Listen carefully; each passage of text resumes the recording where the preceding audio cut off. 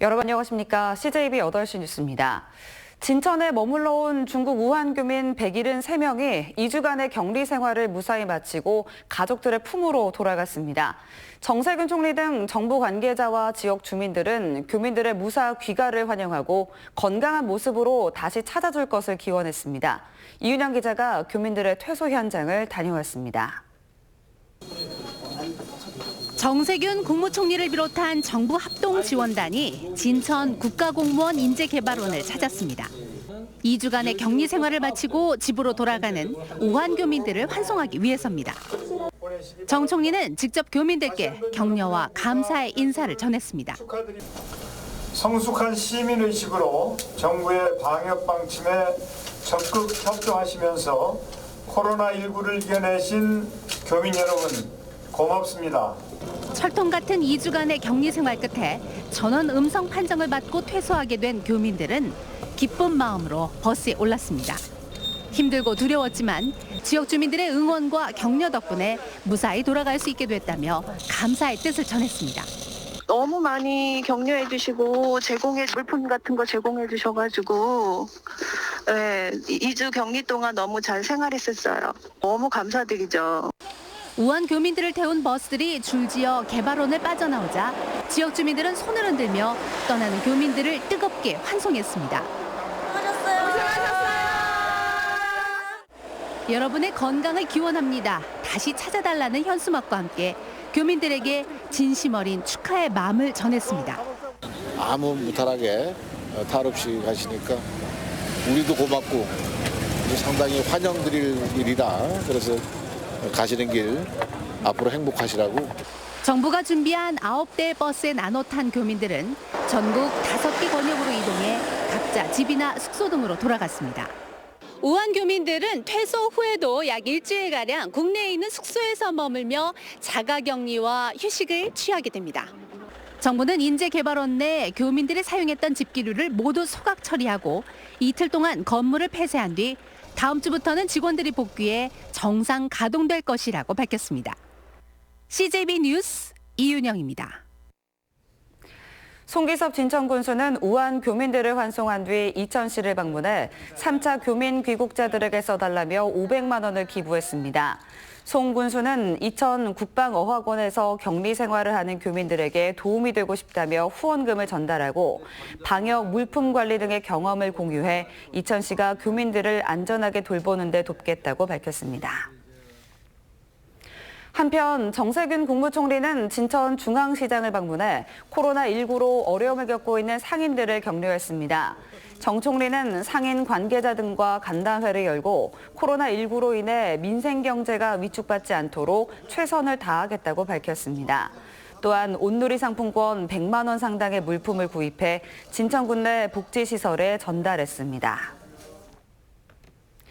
산 좋고 물 좋은 것만으로 사람 살기도 좋다고 말하기는 쉽지 않을 텐데요. 특히 의료 인프라가 정주 여건을 결정하는 요즘 의료 사각지대 단양에 보건의료원을 만듭니다.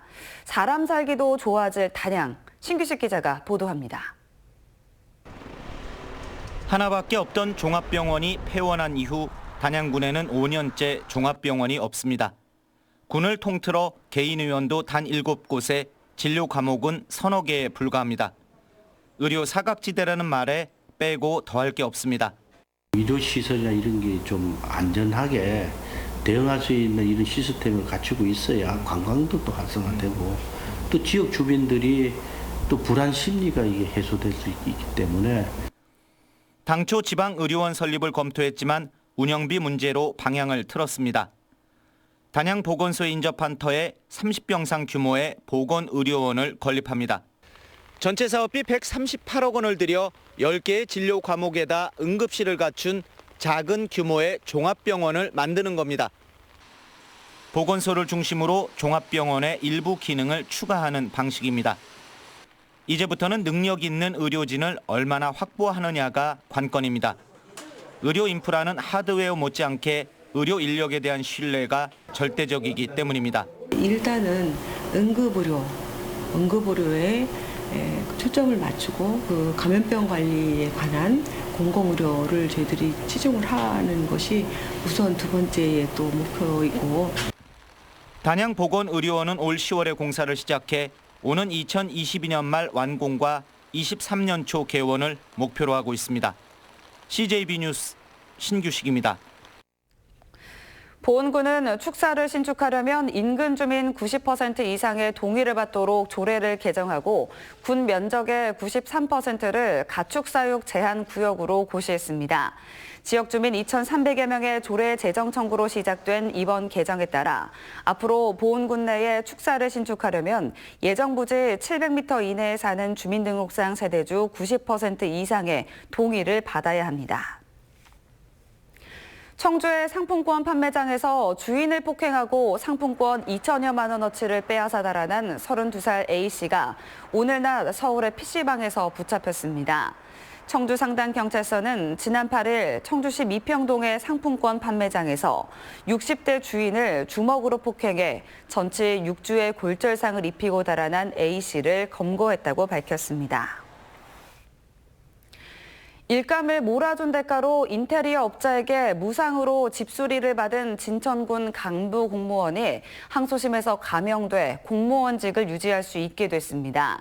청주지방법원은 뇌물수수 혐의로 기소된 진천군청 5급 공무원 A씨에게 징역 6개월에 집행유예 2년을 선고한 원심을 파기하고 벌금 200만 원의 선고를 유예했습니다. 한편 A씨에게 뇌물을 건넨 인테리어 업자에게는 1, 2심 모두 벌금 300만 원이 선고됐습니다. 끝으로 날씨입니다. 주말인 오늘 영동의 낮 기온이 18.2도까지 오르는 등 도내 전역이 14도에서 18도로 이번 겨울 들어 가장 포근한 날씨를 보였습니다. 하지만 오늘 밤부터는 비가 내리고 바람이 강하게 불면서 기온이 뚝 떨어지겠습니다. 내일 아침 최저 기온은 1도에서 2도, 낮 최고 기온도 1도에서 2도에 머물겠습니다. 특히 내일 새벽부터 낮까지 다소 많은 눈이 내리겠고 월요일에는 기온이 영하권으로 떨어지겠습니다. 이상으로 CJB 뉴스를 마칩니다. 시청해주신 여러분 고맙습니다.